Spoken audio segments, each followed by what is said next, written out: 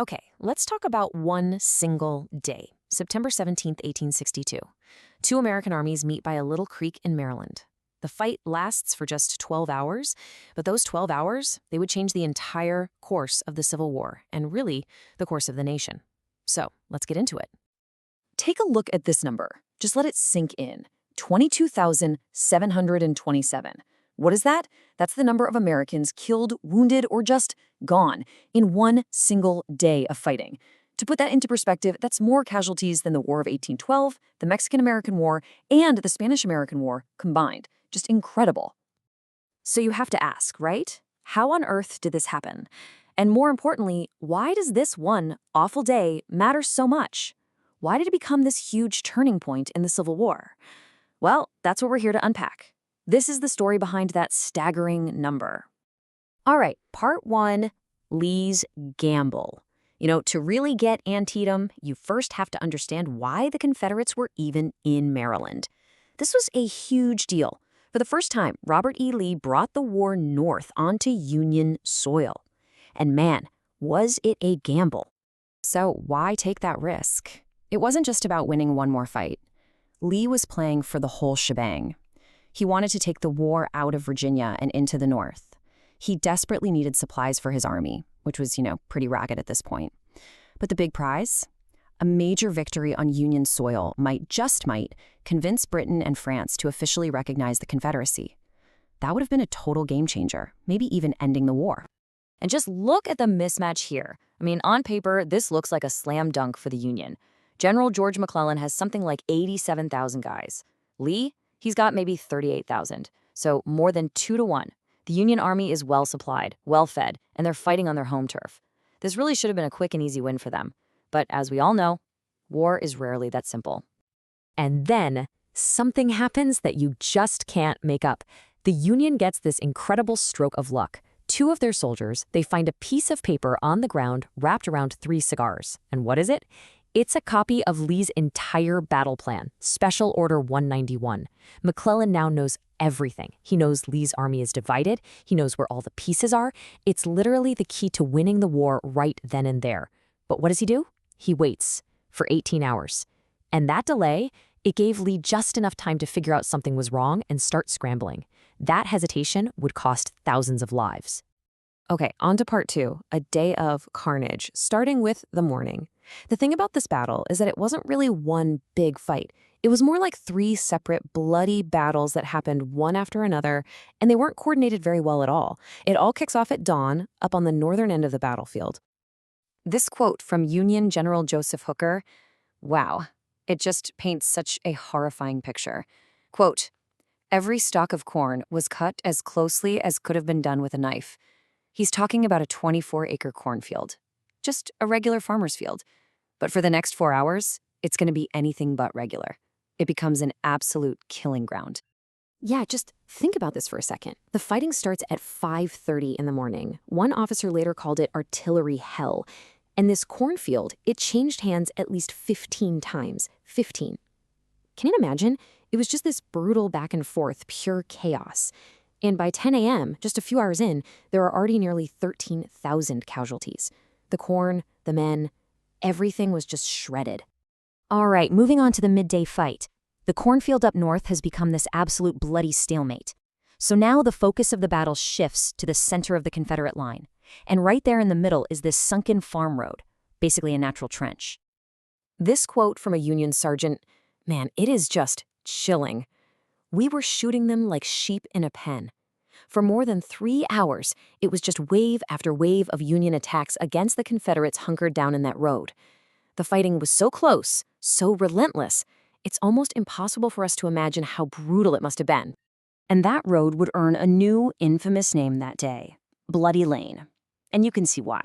It was about 800 yards long, and in just over 3 hours, 5,600 men became casualties in that one small spot.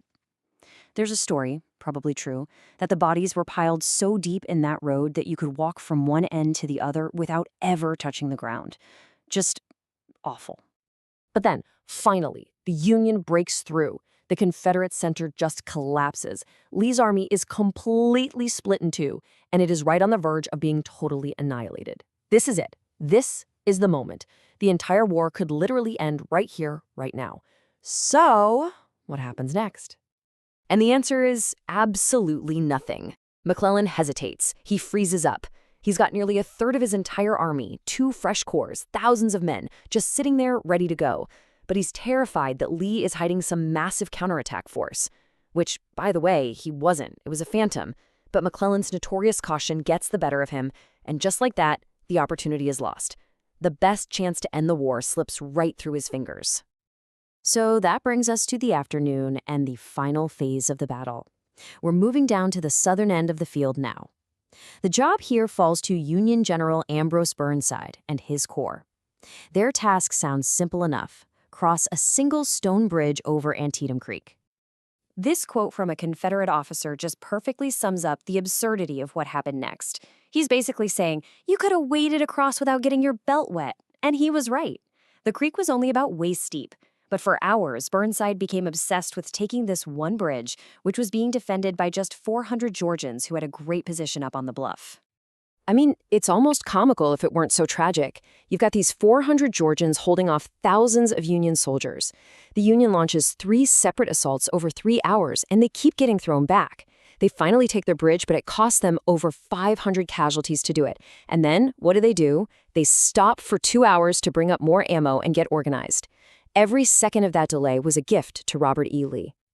And then, just as Burnside's troops are finally starting to push forward against Lee's shattered right flank, a miracle happens for the Confederates. Out of nowhere, Major General A.P. Hill's division shows up. They had just force-marched 17 miles from Harper's Ferry, and they come crashing into the Union flank. It's a complete shock. Burnside's attack just stops cold. And with that, the day's fighting finally grinds to a halt. So that's it. Part 3, the aftermath and legacy. The guns fall silent. The 2 exhausted armies just stare at each other across this landscape of death. So after all that carnage, what was the point? What did it all mean? And we come right back to where we started, with that number. The Butcher's Bill, as they called it, was just unbelievable. 22,727 men, killed, wounded, or missing, in 12 hours. And even today, all these years later, it is still the single bloodiest day in the history of the United States military. So who won? Well, that's the tricky part. Tactically, on the battlefield itself, you'd have to call it a draw. Neither side really destroyed the other. But strategically, it was a massive victory for the Union. Why? Because Lee's invasion was stopped dead in its tracks. He was forced to retreat back to Virginia, and that was the whole point for the Union. And this is why Antietam is so incredibly important. The battle forces Lee to retreat, and that victory, even though it was kind of a messy one, was exactly what President Abraham Lincoln needed. 5 days later, he issues the preliminary Emancipation Proclamation. This changes everything. The war is no longer just about preserving the Union. Now it's a fight to end slavery. Oh, and as for McClellan, his failure to crush Lee at Antietam was the last straw for Lincoln. He was fired a few weeks later. Historian James McPherson really hits the nail on the head with this quote. There was just no other battle like it. Think about the consequences. It stopped Lee's invasion. It led directly to the Emancipation Proclamation, and that proclamation made it impossible for countries like Britain and France to support the Confederacy. It really was the day that changed the entire war. So in the end, Antietam is this huge paradox, isn't it? It's a day of chaos, terrible mistakes, and just unbelievable slaughter that technically ends in a draw. And yet, it becomes maybe the most important strategic and political turning point of the whole war. It just goes to show you how one single terrible day can completely change the course of a nation, echoing for generations.